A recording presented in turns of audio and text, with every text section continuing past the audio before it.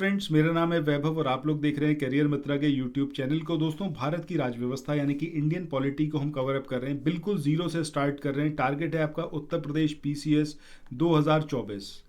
In between जो भी exam आएंगे तो उन सब में ये वाले वीडियोस बहुत हेल्पफुल होने वाले हैं। पूरा समराइज्ड करके बनाया गया और कुछ भी यहाँ पर छोड़ा नहीं गया है।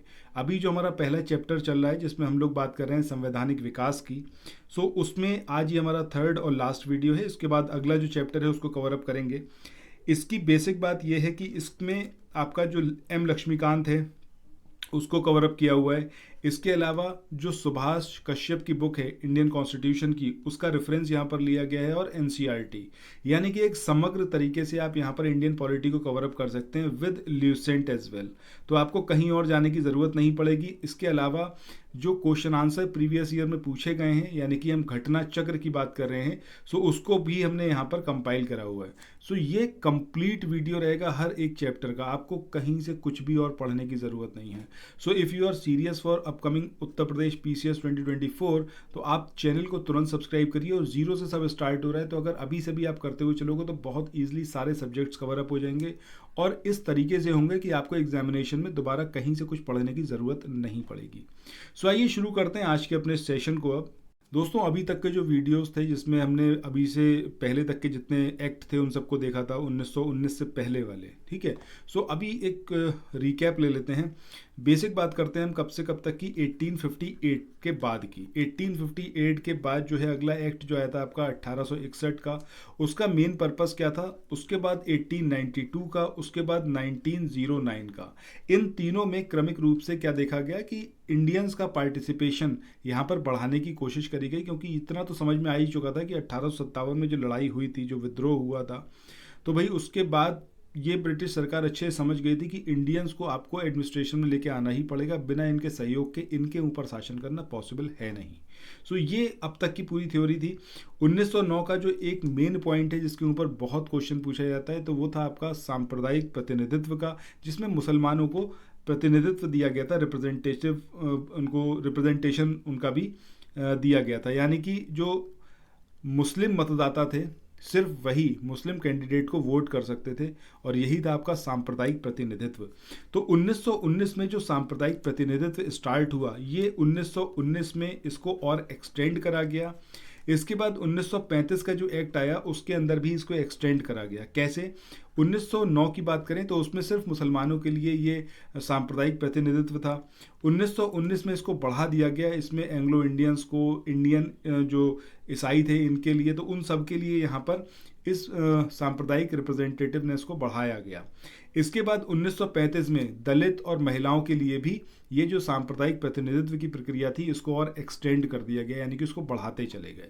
सो अभी आज का जो हमारा पहला एक्ट है जिसमें हम बात करेंगे कि भारत शासन अधिनियम 1919 के क्या मेन प्रावधान थे और क्यों इसके अंदर से और क्या कुछ पूछा जाता है, ठीक है। तो 1919 की बात करें, सबसे पहले इसका थोड़ा सा बैकग्राउंड देखते हैं कि 20 अगस्त 1917 में जब ब्रिटिश सरकार ने पहली बार ये घोषित किया कि भाई उनका उद्देश्य जो है कि भारत में क्रमिक रूप से उत्तरदायी सरकार की स्थापना करना है, मतलब वो एक रिस्पॉन्सिबल गवर्नमेंट को इंडिया में इस्टेब्लिश करना चाहते हैं, और इसी के लिए वो जो है 1919 में इस एक्ट को लेके आए और 1921 में इसको लागू किया। सो ये एग्जामिनेशन में आपसे क्वेश्चन पूछा जा सकता है कि कौन से ईयर में इसको लागू किया, तो 1921, ये आपको साल याद रखना है। इसके बाद जो भारत शासन अधिनियम 1919 था, इसको एक और नाम से भी जाना जाता है, वो है आपका मॉन्टेग्यू चेम्सफोर्ड सुधार। इसमें जो आपके चेम्सफोर्ड थे ये थे वायसराय, और वहीं अगर हम बात करें मॉन्टेग्यू की तो ये कौन थे, आपके राज्य सचिव थे, भारत के राज्य सचिव, ठीक है। सो ये तो बात हो गई इसके बैकग्राउंड की। अब इसमें बात करते हैं कि मेन विशेषताएं क्या रही थी। सबसे इंपॉर्टेंट पॉइंट जो इसमें है, जो जिसके ऊपर एग्जामिनेशन में क्वेश्चन पूछा जाता है कि द्वैध शासन, ये जो द्वैध शासन था प्रांतों में, ये कब स्टार्ट किया गया, कौन से एक्ट में। तो ये आपका 1919 का ही द्वैध शासन का ये जो पूरा सिस्टम था इसको इंट्रोड्यूस करा गया। 1919 के एक्ट में। द्वैध शासन यानी कि डायरकी की हम बात कर रहे हैं। इसका मतलब क्या है? इसका मतलब ये है कि जो प्रांतों में एडमिनिस्ट्रेशन चल रहा था तो उसमें जो सब्जेक्ट थे उन सब्जेक्ट को दो उसमें डिवाइड करा गया, वो भी हम आगे देखेंगे।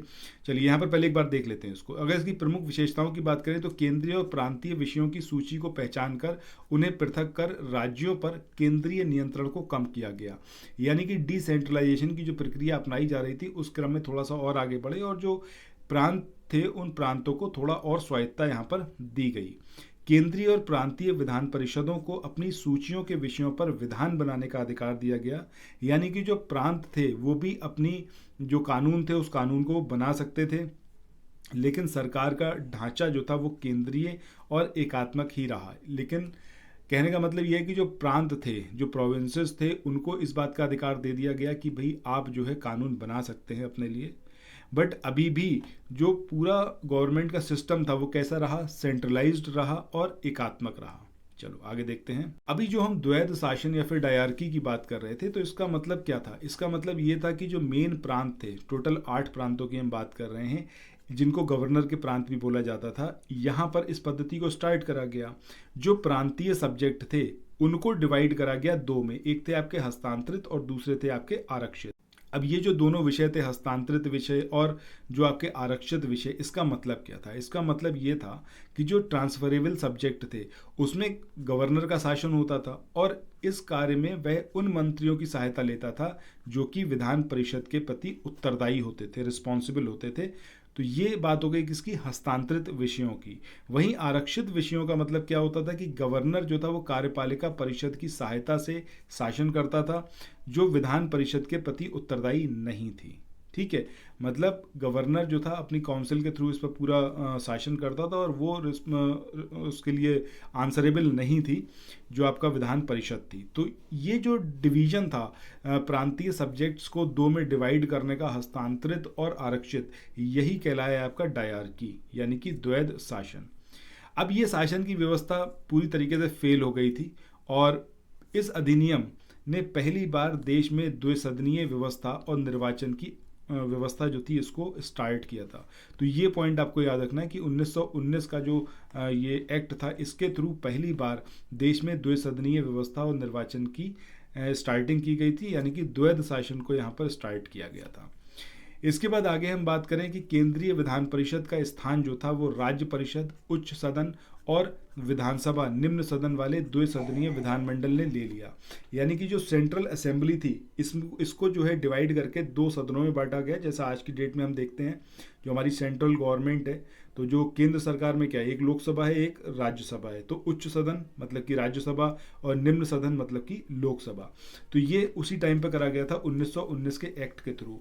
1935 वाले जब एक्ट में हम जाएंगे तो उस एक्ट में क्या करा गया कि प्रांतों में जो ये डायरकी का सिस्टम था जिसमें प्रांतीय सब्जेक्ट्स को दो में डिवाइड करा गया था, जो एक आपका हस्तांतरित और दूसरा आरक्षित, ये वाली चीज़ खत्म कर दी गई। और ये जो चीज़ थी जिसमें सब्जेक्ट्स को डिवाइड करा गया था, ये 1935 के एक्ट में सेंट्रल लेवल पे करा गया, ना कि प्रोविंसेस के लेवल पर। तो ये डिफरेंस रहा। बट अगर आप ये बात करोगे, क्वेश्चन अगर आपसे ये पूछा जाए कि केंद्रीय विधान परिषद का जो उसका विघटन था दो सदनों में, उच्च सदन और निम्न सदन, तो ये कौन से एक्ट में करा गया, तब आपका आंसर क्या होगा?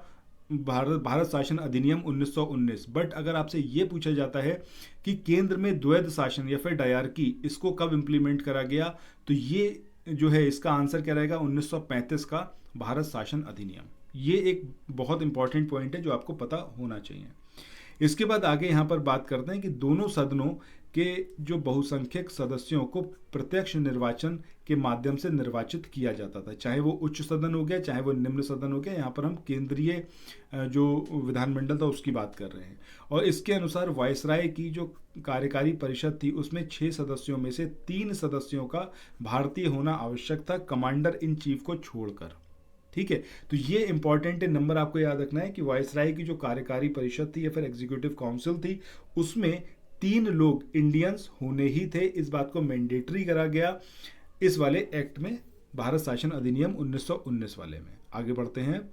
अभी जो हम बात कर रहे थे कि 1909 का जो एक्ट था, भारत शासन अधिनियम था, उसमें मुस्लिम्स के लिए प्रतिनिधित्व जो था उसको स्टार्ट करा गया था, सांप्रदायिक प्रतिनिधित्व की स्टार्टिंग हुई थी। 1919 वाले में इसको और आगे बढ़ाया गया और सांप्रदायिक आधार पर सिखों को, भारतीय ईसाइयों को, आंग्ल भारतीयों को, यूरोपियों के लिए ये पृथक निर्वाचन के सिद्धांत को विस्तारित कर दिया गया, इसको एक्सटेंड कर दिया गया। इसका मतलब सिंपल सा ये था कि अगर भारतीय ईसाई हैं, कोई प्रतिनिधि खड़ा हो रहा है भारतीय ईसाई, तो उसको जो वोट करेंगे वो भारतीय ईसाई ही करेंगे, ठीक है। इसी तरीके से सिखों को, इसी तरीके से एंग्लो इंडियंस को, और इसी तरीके से यूरोपियों को। अब बात ये आती है कि भाई मत कौन दे सकता था, किसको राइट था वोट डालने का, तो और किस आधार पर ये था। तो आधार क्या था, संपत्ति, कर या शिक्षा। इस तीन के बेस पर जो था यहाँ पर सीमित लोगों को मताधिकार दिया गया, यानी कि वोटिंग राइट्स दिया गया। बेस था आपका संपत्ति, कर और शिक्षा। इस कानून ने सदन में भारत के उच्चायुक्त के कार्यालय का सृजन किया। ये बहुत इंपॉर्टेंट पॉइंट है, इसको ज़रूर याद रखिएगा और एग्जामिनेशन में इसके पूछे जाने की अब पूरी संभावना है, ठीक है। तो भारत के उच्चायुक्त का जो कार्यालय था, इसका सृजन कौन से एक्ट के थ्रू हुआ, तो भारत शासन अधिनियम 1919। और अब तक जो भारत सचिव द्वारा किए जा रहे कुछ कार्य थे, उनको उठाकर उच्चायुक्त को स्थानांतरित कर दिया गया। सो ये सारी बात थी हमारी किसके बारे में, भारत शासन अधिनियम था 1919। इसमें जो बेसिक चीज़ आपको याद रखनी है सारी हाईलाइटेड है यहाँ पर। एक तो उच्चायुक्त का कार्यालय का सृजन यहाँ पर किया गया, जो मताधिकार था उसका बेस था संपत्ति, कर और शिक्षा, सीमित लोगों को दिया गया। सांप्रदायिक आधार पर यहाँ पर और विस्तार करा गया, जिसमें सिखों को, भारतीय ईसाइयों को, एंग्लो इंडियंस को और यूरोपियों को भी मत डालने का यहाँ पर अधिकार दिया गया। इसके अलावा इसका नाम मॉन्टेग्यू चेम्सफोर्ड सुधार, इस नाम से भी इसको जाना जाता है। केंद्र में जो केंद्रीय विधानसभा थी उसको जो है दो में स्प्लिट करा गया, उच्च सदन और निम्न सदन में। इसके अलावा द्वैध शासन की जो व्यवस्था थी उसको यहाँ पर इम्प्लीमेंट करा गया। दैट मीन्स कि जो प्रांतीय द्वैध शासन की बात करें, ठीक है। सो प्रांतीय विषय जो थे इनको दो में डिवाइड करा गया, हस्तांतरित और आरक्षित। ये सारी इसमें मेन बातें हैं जो अभी हमने यहाँ पर देखी हैं। इसके अलावा ये वाला पॉइंट और याद रखना है कि भाई जो वायसराय की कार्यकारी परिषद थी उसमें 6 सदस्य जो थे कमांडर इन चीफ को छोड़कर, उन 6 में से 3 जो थे उनका इंडियंस होना नेसेसरी था। इसके बाद अब चलते हैं हम अपने अगले एक्ट पर, और ये है आपका भारत शासन अधिनियम 1935, जिसका बहुत ज़्यादा प्रभाव है हमारे संविधान में। बहुत सारी चीज़ें यहाँ से ली गई हैं। तो सबसे पहला पॉइंट इसके बारे में जो याद रखना है वो ये है कि इसके अंदर 321 धाराएं थीं और 10 अनुसूचियाँ थीं। अब इसमें कई सारी चीज़ों का, कई सारी जो संस्थाएं थी उनका सृजन किया गया है। जैसे यूपीएससी की अगर हम बात कर लें, ठीक है, यूनियन पब्लिक सर्विस कमीशन, तो इसका इस्टेब्लिशमेंट इसमें हुआ। कई प्रांतीय जो लोक सेवा आयोग थे उनका इसके अंदर इस्टेब्लिशमेंट हुआ। जो सुप्रीम कोर्ट था, जिसको हम संघीय न्यायालय के नाम से 1937 में इसका स्थापना की गई, उसको जानते हैं, तो उसकी भी स्थापना जो थी वो इसी एक्ट के थ्रू हुई थी। अब इसमें जो इम्पोर्टेंट पॉइंट है वो ये तो मैंने आपको बताई दिया। इसके अलावा जो द्वैध शासन है वो प्रांतों में ख़त्म करा गया और सेंट्रल लेवल पर उसको स्टार्ट करा गया। सो अब जो है हम एक एक करके इन सारी चीज़ों को देखते हैं। सबसे पहली बात ये कि जो भारतीय राज्य थे और जो रियासतें थी, इनको इसमें एक इकाई की तरह माना गया, ठीक है। अखिल भारतीय संघ की स्थापना करने की यहाँ पर कोशिश करी गई और इसमें राज्य और रियासतों को एक इकाई की तरह माना गया। अधिनियम ने केंद्र और इकाइयों के बीच में 3 सूचियों के आधार पर शक्तियों का बंटवारा किया, जो हम आज भी अपने कॉन्स्टिट्यूशन में देखते हैं कि 3 तरीके की लिस्ट है, ठीक है। जो आपका 7th शेड्यूल है, तो उसमें 3 तरीके की लिस्टिंग है। एक आपकी कौन सी है, सेंट्रल लिस्ट है, एक है आपकी स्टेट लिस्ट और एक है आपकी कॉन्करेंट लिस्ट, यानी कि समवर्ती सूची, राज्य सूची और संघीय सूची। तो ये जो चीज़ थी ये समझिए यहीं से ली गई है। इसके अंदर ऑलरेडी ये सारी बातें मैंशनड थी। संघीय सूची में 59 सब्जेक्ट्स थे, राज्य सूची में 54 और समवर्ती सूची में 36 सब्जेक्ट थे। इसी के आधार पर केंद्र और इकाई, जब हम इकाई की बात कर रहे हैं तब हम उस टाइम पर जो राज्य और रियासतें होती थी उनके बारे में बात कर रहे हैं। तो उनके बीच में शक्तियों का बंटवारा था वो इस आधार पर किया गया। और जो अवशिष्ट शक्तियां थी, यानी कि जो पावर्स रह गई थी, वो सारी की सारी वायसराय के अंदर निहित थी, ठीक है। अब ये एक अलग बात है कि भाई ये वाली जो पूरी व्यवस्था थी ये कभी अस्तित्व में नहीं आ पाई। रीज़न बीइंग कि जो देसी रियासतें थी वो कभी भी एग्री नहीं हुई इस पर। इसके बाद आगे जो हम अगले पॉइंट की बात कर रहे हैं, इसमें है कि प्रांतों में द्वैध शासन इसको समाप्त कर दिया गया और प्रांतीय स्वायत्तता का शुभारंभ यहाँ से किया गया। मतलब अब प्रांतों पर कोई भी चीज़ थोपी नहीं जाएगी, प्रांतों में जो निर्वाचित सदस्य हैं वही डिसाइड करेंगे, वही कानून बनाएंगे। इसके बाद आगे बात करें कि गवर्नर को राज्य विधान परिषदों के लिए उत्तरदायी मंत्रियों की सलाह पर काम करना हो तथा मतलब वो उनके लिए आवश्यक कर दिया कि भाई जो चुने हुए लोग हैं, जो चुने हुए सदस्य हैं, वो जो सलाह दे रहे हैं उस आधार पर प्रांत का गवर्नर काम करेगा। ये व्यवस्था 1937 में स्टार्ट हुई और 1939 में 1939 में इसको एंड कर दिया गया। इसके बाद अगले पॉइंट की बात करें कि इसने केंद्र में द्वैध शासन प्रणाली का आरंभ किया, जो भी हमने बात करी। अब इससे हुआ क्या, संघीय विषयों को स्थानांतरित और आरक्षित विषयों में विभक्त करना पड़ा। जो अभी हमने देखा था प्रांतों में कि जब प्रांतों में द्वैध शासन को स्टार्ट किया गया, जो आपका 1919 का 1919 का जो भारत शासन अधिनियम था, तो उसमें जो सब्जेक्ट थे प्रांतों के, तो उन सब्जेक्ट्स को दो में डिवाइड करा गया, एक हस्तांतरित सब्जेक्ट और दूसरे आरक्षित सब्जेक्ट। ठीक है, तो इसी तरीके से जब केंद्र में करा तो केंद्र में भी जो सब्जेक्ट थे, संघीय विषय थे, उनको डिवाइड कर दिया स्थानांतरित और आरक्षित विषय में। हालांकि ये प्रावधान भी कभी लागू नहीं हो सका। नेक्स्ट पॉइंट इसमें देखें तो इसने 11 राज्यों में से 6 में द्विसदनीय व्यवस्था प्रारंभ की और इस तरीके से मुंबई, बंगाल, मद्रास, बिहार, संयुक्त प्रांत और असम में द्विसदनीय विधान परिषद और विधानमंडल बन गए। ये पॉइंट और यहाँ पर याद रखना है कि टोटल 11 में से 6 राज्य थे जिसमें द्विसदनीय व्यवस्था स्टार्ट हुई इस वाले एक्ट के थ्रू, 1935 का भारत शासन अधिनियम। अब वो कौन कौन से थे भाई, इसमें आपका बंगाल है, मुंबई है, मद्रास है, 3 इंपॉर्टेंट। इसके अलावा बिहार, संयुक्त प्रांत और असम। इस तरीके से ये टोटल हो गए 6। इसमें जो हमने बात करी कि भाई 1919 वाले में जो और सारे जो मतलब इंडियन ईसाई थे या फिर एंग्लो इंडियंस थे, उनको सांप्रदायिक प्रतिनिधित्व के तहत जो है दिया गया, व्यवस्था की गई। इसी तरीके से इसमें जो है और उस चीज़ को आगे बढ़ाया गया, दलित जातियों, महिलाओं और मजदूर वर्गों के लिए भी निर्वाचन की व्यवस्था करके सांप्रदायिक प्रतिनिधित्व की जो व्यवस्था थी इसको और ज़्यादा आगे बढ़ाया गया। सो ये मेन इंपॉर्टेंट पॉइंट है इस वाले एक्ट का जो आपको याद रखना है। और केंद्र में जो द्वैध शासन की व्यवस्था की स्टार्टिंग है, ये पॉइंट भी बहुत इंपॉर्टेंट है। इसके बाद नेक्स्ट पॉइंट की बात करें तो इसने भारत शासन अधिनियम 1858 द्वारा जो स्थापित था आपका भारत परिषद, इसको समाप्त कर दिया। मताधिकार का विस्तार किया गया, लगभग 10% जो पॉपुलेशन थी इंडिया की, इसको मत का अधिकार दे दिया, यानी कि वोटिंग राइट्स इनको दिए गए। रिजर्व बैंक की स्थापना यहाँ पर की गई। इसके अलावा जो सुप्रीम कोर्ट है, उस सुप्रीम कोर्ट की स्थापना इसके तहत की गई, 1937 में इसको स्थापित किया गया। और संघीय लोक सेवा आयोग यानी कि यूपीएससी और स्टेट पीसीएस, इन सब को यहाँ पर ही शुरू किया गया था इस एक्ट के थ्रू ही। ये सारी बातें हैं 1935 के एक्ट के बारे में। इसके बाद आगे बढ़ते हैं और बात करते हैं अगले एक्ट की, जो है आपका भारत स्वतंत्रता अधिनियम 1947। जैसे ही आप ये नाम सुनते हैं कि अच्छा भारत स्वतंत्रता अधिनियम, तो ऑब्वियस ही बात है कि बहुत सारे राइट्स ऐसे होंगे जो अब तक ब्रिटिश को मिले हुए होंगे, ब्रिटिश के जो अधिकारी थे उनको मिले हुए होंगे। बट अब जब ये एक्ट पास हुआ है तो इंडिया को फ्रीडम देना है, दैट मीन्स कि वो सारे राइट्स उनसे छीने जाएंगे और वो उठाकर किसको दिए जाएंगे, इंडियंस को दिए जाएंगे। तो ये हो गया बेस इसका। अब आप यहाँ पर देखना शुरू करो, सारी बात समझ में आ जाएगी आपको। सबसे पहली बात, बंटवारा करा गया, इंडिया और पाकिस्तान 2 में स्प्लिट कर दिया गया, जो उस टाइम पर इंडिया था उसको।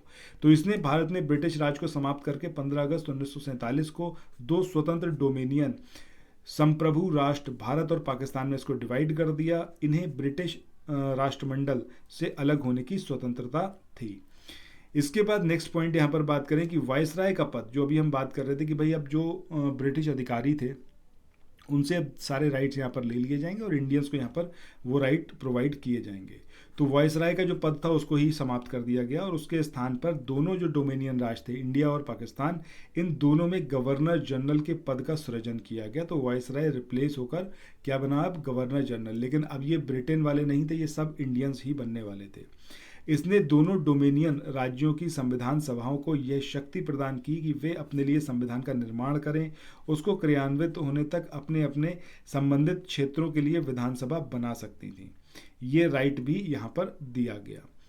इसके बाद इस कानून ने जो भारत राज्य सचिव का पद था या फिर भारत सचिव का जो पद था इसको समाप्त कर दिया, वायसराय के पद को समाप्त कर दिया।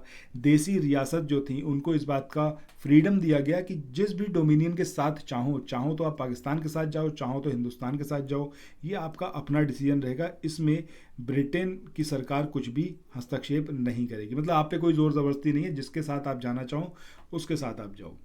इसके बाद आगे हम बात करें तो इस अधिनियम ने नया संविधान बनने तक प्रत्येक डोमेनियन में शासन संचालित करने और भारत शासन अधिनियम 1935 के तहत उनकी प्रांतीय सभाओं में सरकार चलाने की व्यवस्था की।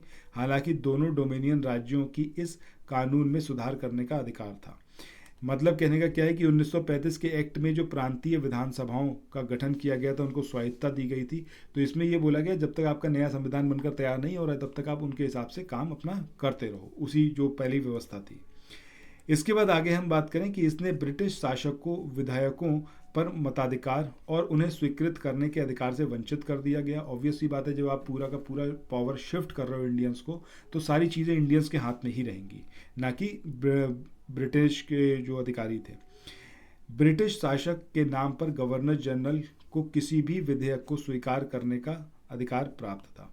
इसके अंतर्गत भारत के गवर्नर जनरल एवं प्रांतीय गवर्नरों को राज्यों का संवैधानिक प्रमुख नियुक्त किया गया।